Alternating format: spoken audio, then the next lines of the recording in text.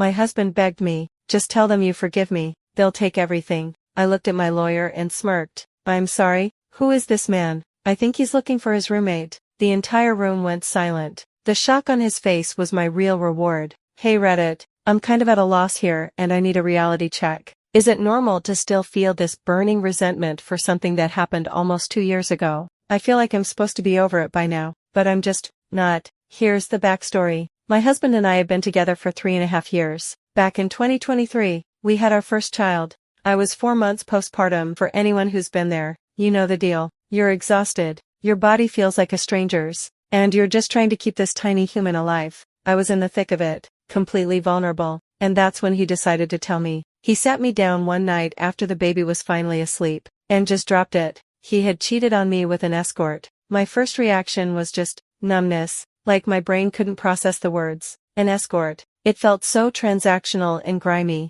but the real gut punch came next. He told me that he'd contracted chlamydia from her. My brain immediately short-circuited. My first thought wasn't even about the cheating anymore. It was, what about me? What about our baby? And then he delivered the final blow. He had known about it for 3 months. 3 months. For 90 days. He had watched me navigate being a new mother. He had slept in our bed, kissed me goodnight, and held our child, all while knowing he was carrying an STD and hadn't said a single word. My mind replayed every moment of intimacy, every touch, and it all felt contaminated. He hadn't just betrayed me, he had actively put my physical health at risk without a second thought. When I finally found my voice and confronted him, crying, screaming, asking him how he could be so reckless, so cruel, did something I'll never forget. He tried to flip it on me. He started talking about how hard things had been, how I was so focused on the baby, how I was always tired. He was actually trying to build a case where my exhaustion as a new mom was somehow the justification for his actions.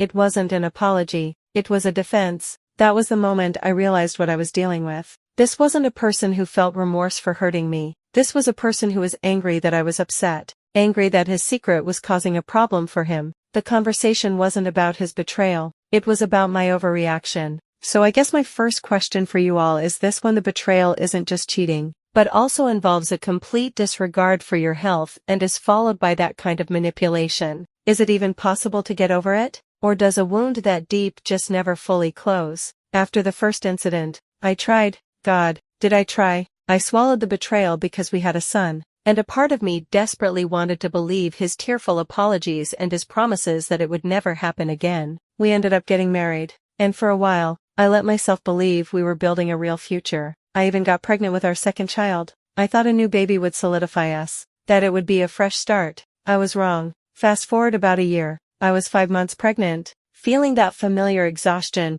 but also that little spark of excitement. I was at work one afternoon when my phone buzzed with a message from a woman I didn't know. The message was simple: you don't know me, but I think you need to see what your husband is doing. Attached were screenshots of a conversation. My heart hammered against my ribs as I opened them. It was him, talking to this woman, trying to get her to come over, to our house, the house where our son slept, the house where I was building a nursery. But the line that sucked all the air out of my lungs was when she asked about me. He told her, "Oh, that's just my roommate." Roommate. I was 5 months pregnant with his second child, wearing his ring, and to this stranger, I was nothing more than the person who split the bills. He wasn't just hiding his marriage, he was erasing me from my own life. It was a whole new level of disrespect. The escort was a physical betrayal, but this felt like an emotional assassination. He was inviting someone into our sanctuary, a place that was supposed to be safe, by pretending I didn't exist in any meaningful way. That night, I decided to give him one last chance to tell the truth. I didn't come in hot, I just calmly asked him if he had been talking to anyone. He looked me right in the eye, not a flicker of hesitation, and said no. He swore he was completely focused on our family. The lie was so smooth,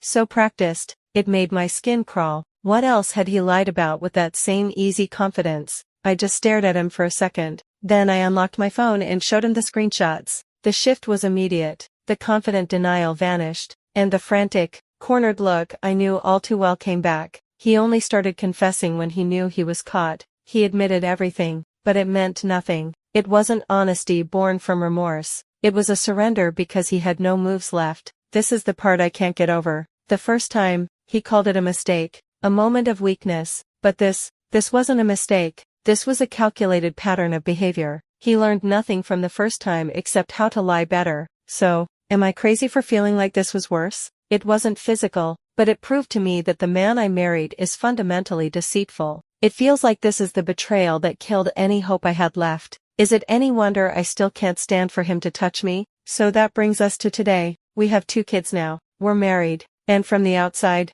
we probably look like a normal young family. But on the inside, I feel like I'm living with a ghost. The resentment I feel is so heavy some days. It's hard to breathe. It's not just a memory. It's a constant presence. When he tries to be affectionate, my body physically recoils. I have to force myself to kiss him, and most of the time, I just can't. My mind instantly goes back to the lies, the escort, the roommate comment. His touch doesn't feel like love. It feels like a reminder of every single betrayal. I know what a lot of people will say, just leave him. He's shown you who he is. And logically, I know you're right. But here's the part that keeps me paralyzed. The thing that I loop over in my head every single night after the kids are asleep. I don't know how to share my children with him. I don't trust him as a father. I see how he is when I'm here. And it terrifies me to think about what he'd be like if I weren't around to pick up the slack. He doesn't want to lift a finger to do the hard parts of parenting. Just last week, I had a doctor's appointment and asked him to make our toddler lunch. Nothing fancy, just heat up some leftovers. When I came back an hour later,